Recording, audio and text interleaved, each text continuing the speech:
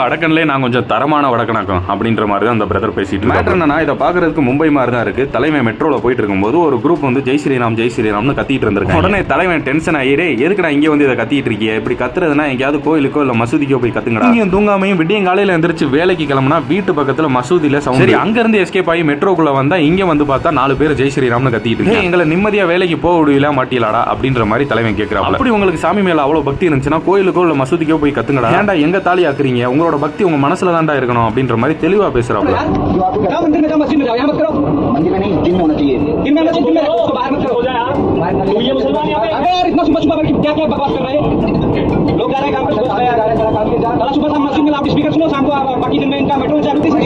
ஒருத்தன் நாங்க ஜெய் ஸ்ரீராம் கத்துவோம், அது உனக்கு என்ன பிரச்சனை, நீ யாரு அப்படின்னு கேட்டதுக்கு நான் டாக்ஸ் கட்டுறேன்டா, நான் வேலைக்கு போறேன்டா, நீ என்னடா பண்ற இந்த நாட்டுக்கு அப்படின்னு கேட்டாப்ல. அந்த ஒரு கேள்வி சரியான செருப்படியா இருந்திருக்கும் அந்த சங்கி புயல். இந்த மாதிரி யாராவது 4 கேள்வி செருப்பால் அடிச்ச மாதிரி கேட்டதான் திருந்துவாங்க.